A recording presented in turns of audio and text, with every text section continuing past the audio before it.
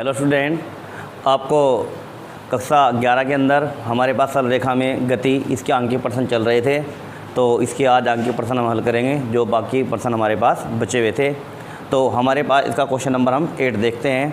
तो question number 8 के अंदर लिखा है एक वस्तु एक तिहाई दूरी को 10 मीटर प्रति सेकंड के वेग से और दूसरी तिहाई दूरी को 20 मीटर प्रति सेकंड के वेग से और अंतिम तिहाई दूरी को 30 मीटर प्रति सेकंड के वेग से तय करती है। वस्तु की औसत चाल की गणना कीजिए।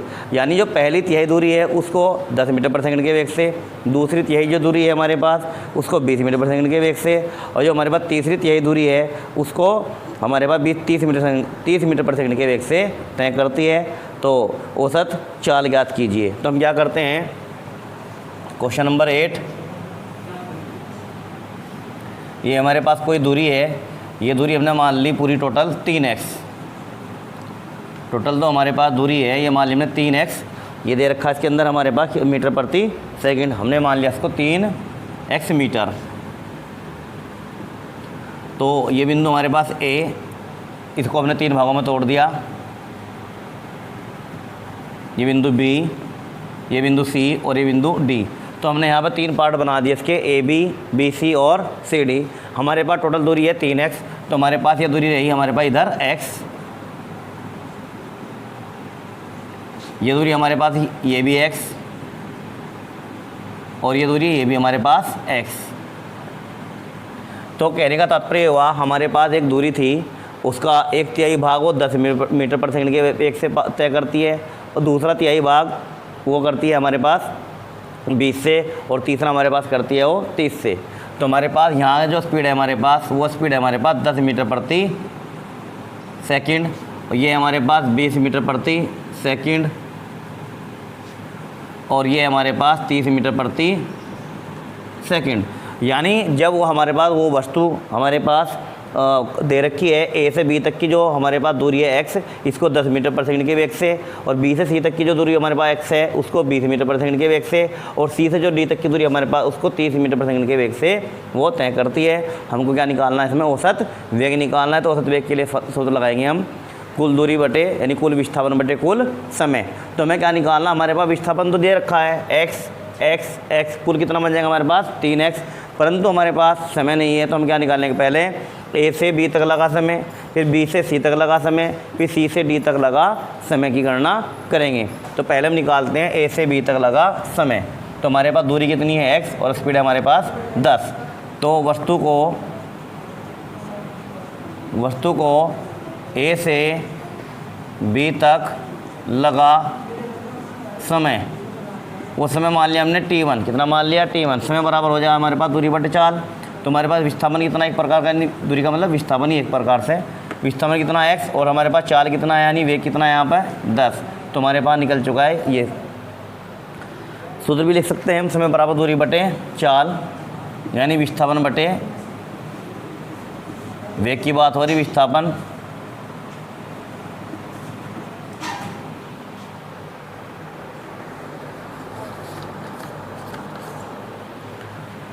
तो समय t1, विस्थापन कितना एक प्रकार से हमारे पास x और वेग कितना हमारे पास 10 मीटर प्रति सेकंड। हमारे पास एक कंडीशन बन गई है।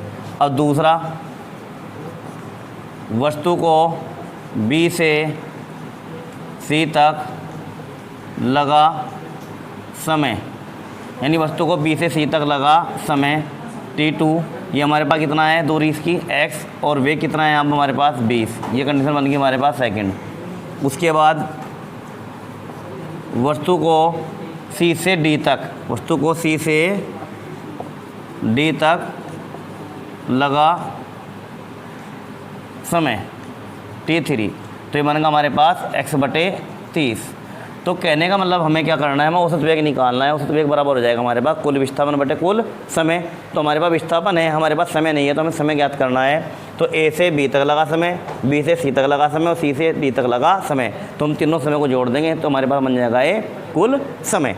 तो हमारे पास अब निकालना हमें औसत वेग। तो औसत वेग का फार्मूला लगाते हैं, औसत वेग बराबर कुल विस्थापन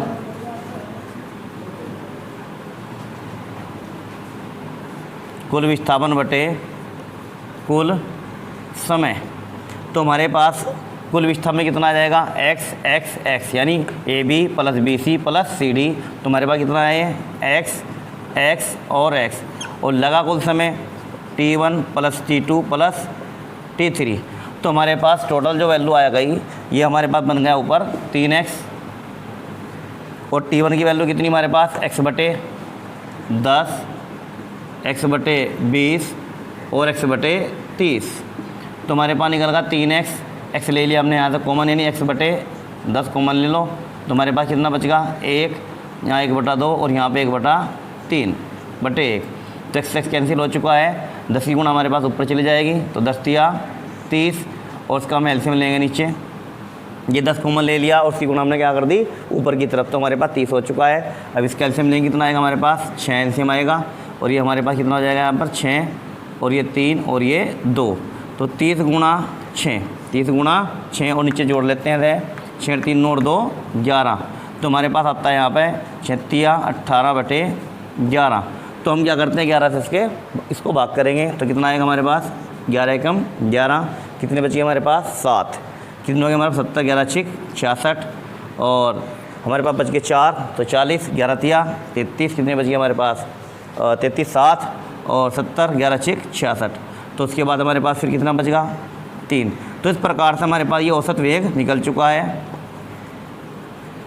औसत वेग हमने 2 अंकों तक ही दे दिया इसका, मीटर प्रति सेकंड।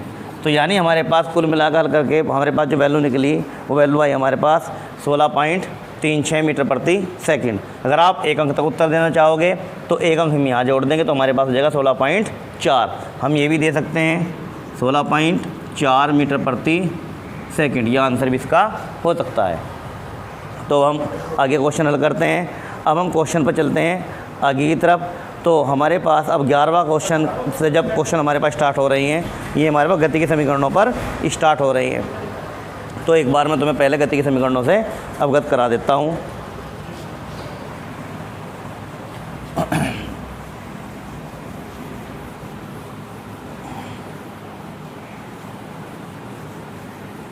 आपके पास गति की 3 समीकरणें थी। वो गति की 3 समीकरणें कौन कौन सी हमारे पास, गति की समीकरण। तो गति के समीकरण हमारे पास है v बराबर u plus A T, V बराबर u प्लस ए टी।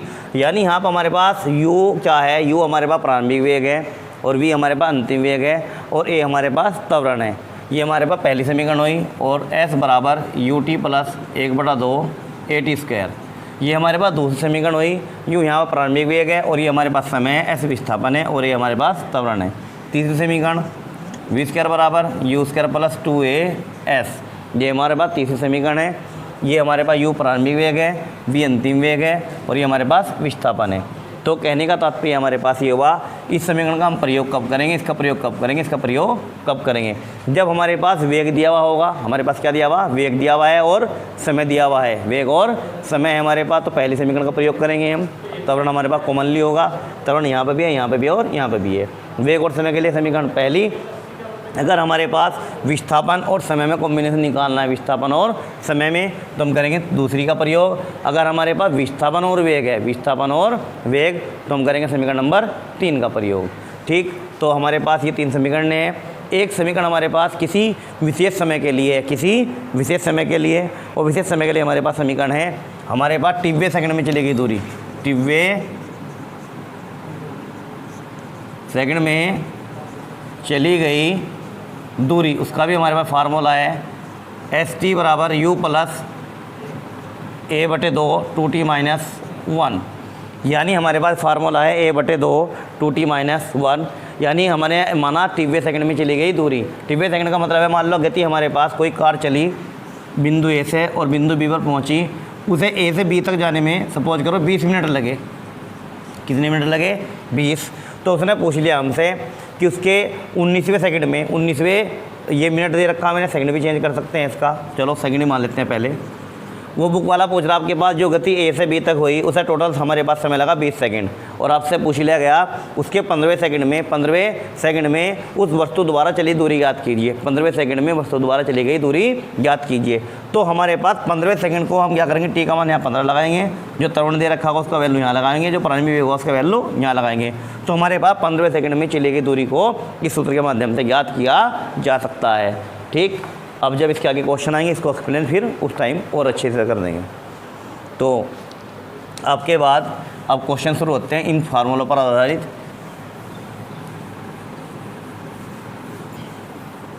अब क्वेश्चन शुरू करते हैं। क्वेश्चन नंबर आता है हमारे पास 12। क्वेश्चन नंबर 12 के अंदर लिखा है, क्वेश्चन नंबर 12 क्वेश्चन के अंदर लिखा है एक बस जिसकी चाल 20 मीटर प्रति सेकंड है, यह एक समान रूप से मंदित होकर 40 सेकंड में रुकती है। इसका मंदन और रुकने से पहले तय की गई दूरी की गणना कीजिए।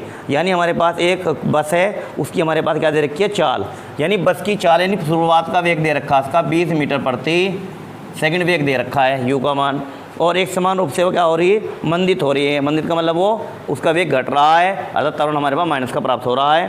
तो 40 सेकंड में रुकती है, तो टी बराबर कितना, 40 सेकंड, और रुक जाती है तो उसका अंतिम वेग क्या हो चुका, 0। यानी कोई गाड़ी चली जा रही थी, वो कुछ समय पश्चात रुक जाती है, तो उसका मतलब वो उसका अंतिम वेग यानी v का मान क्या हो चुका है, वो 0 हो चुका है। तो यहाँ पर हमारे पास कोई बस थी, वो शुरुआत में हमारे पास 20 मीटर प्रति सेकंड के वेग से चल रही थी, और 40 सेकंड बाद वो धीरे धीरे मंदित होती हुई वो 40 सेकंड में क्या हो जाती है, इसका वेग 0 हो जाता है, था तो वो रुक जाती है। तो हमको क्या निकालना, उसका मंदन निकालना, यानी मंदन का मतलब है ए का मान निकालना। ठीक, और उसके बाद हमें पूछा ने रुकने से पहले तय की गई दूरी, हमें क्या निकालना, एस का मान भी निकालना है। यानी जब तक गाड़ी रुकेगी वो कितनी दूरी तय कर चुकी होगी, वो हमको उसका दूरी भी ज्ञात करनी है। तो हमारे पास वेग है, दोनों टी है, तो हम क्या निकाल लेते हैं, ए का मान निकाल लेते हैं। कैसे, गति की प्रथम समीकरण लगा दो, यू एक दे रखा हमारे पास, और क्या दे रखा है, v बराबर यू प्लस ए टी। तो v का मान कितना हमारे पास 0 है, u का मान कितना हमारे पास 20 है, प्लस ए टी का मान कितना हमारे पास 40 है। तो हमारे पास क्या निकल गया, 20 बराबर माइनस के 40 है, 40 ए। तो ए बराबर क्या निकल गया, 20 बटे 40 माइनस के साथ, तो ए का मान निकला 1/2 माइनस का, तो ए बराबर 0.5 मीटर प्रति सेकंड स्क्वायर माइनस। इस माइनस का मतलब हुआ हमारे पास मंदन हुआ, इसके अंदर क्या हुआ, मंदन, यानी ए का मान हमारे पास माइनस का प्राप्त हुआ, इसका मतलब हुआ मंदन वहाँ पर हो रहा है। अगर हम यहाँ पर मंदन के लिए पहले से ही हम क्या लगा दें, यहाँ पे एक ये समीकरण में क्या लगा दें, माइनस लगा दें, तो हमारे पास यहाँ माइनस बन जाएगा, यहाँ माइनस हो जाएगा, तो हमारे पास आंसर क्या निकलेगा, प्लस का। लेकिन हमने ऑलरेडी माइनस की समीकरण यूज करी, तो उसका मतलब हुआ वहाँ पर हमारे पास मंदन हो रहा है। दूसरी कंडीशन पूछी इसने हमसे, उसका इसका मान ज्ञात कीजिए। तो इसका मान ज्ञात करने के लिए हमारे पास समीकरण लगा देंगे, इस बराबर U T plus 1/2 A T square. ये फार्मूला होता है हमारे पास समीकरण नंबर 2 से। तो हमारे पास एस की वैल्यू हमको निकालनी है, यू की वैल्यू कितनी हमारे पास 20 है, और टी का मान कितना हमारे पास 40 है। 1/2 ए का मान अभी निकालना हमने 1/2 माइनस का, इसलिए मैंने माइनस लगा दिया पहले से ही, यहाँ पे लगाना था प्लस, लेकिन मैंने पहले से क्या लगा दिया, यहाँ पर माइनस, क्योंकि इसका ए का मान हमारे पास माइनस का है। हम 0.5 भी लगा सकते हैं, 0.5 लगा लो, उससे कोई फ़र्क नहीं पड़ता है। 0.5 गुणा, अब कितना लगाना, टी स्क्वायर, टी का मान कितना हमारे पास 40, तो उसका 40 गुना 40 दो बार लगा दिया, पॉइंट्स को हमने हटाया, पॉइंट से पॉइंट हट चुका है, 0 से 0 कट चुका है। अब 2 से हमने कैंसिल कर दिया। ठीक, तो हमारे पास क्या आ गया, 4 दूनी 8, हमारे पास निकल गया 800।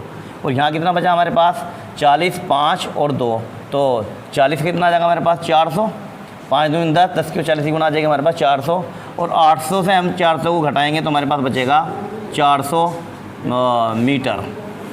तो यानी कहने का तात्पर्य हुआ, जब तक गाड़ी ब्रेक लगाकर रुकेगी तब तक वो गाड़ी 400 मीटर की दूरी तय कर चुकी होगी, 400 मीटर चलने के पश्चात गाड़ी रुक जाएगी। तो हमारे पास इस प्रकार से हम क्वेश्चनों को हल कर सकते हैं। अब आगे बढ़ते हैं क्वेश्चन की तरफ। अब क्वेश्चन लिखा है क्वेश्चन नंबर 13। क्वेश्चन नंबर 13 के अंदर क्या लिखा है, 60 किलोमीटर प्रति घंटे की चाल से जा रहा एक मोटर चालक। ये कायक अपने से 100 मीटर आगे सड़क पर पड़े पत्थर को देखता है, सड़क पर पड़े पत्थर को देखता है। वह तुरंत ब्रेक लगाकर मोटर रोकने में कितना समय लेगा। यानी उसने क्या करा, उसने तुरंत क्या करा, ब्रेक लगा दिया और लगाता है, जिससे 15 मीटर पर सेकंड उसके एयर का त्वरण उत्पन्न हो जाता है। मोटर रोकने में कितना समय लगेगा और क्या वह पत्थर से टकराता है या नहीं, ये भी हमको बताना है।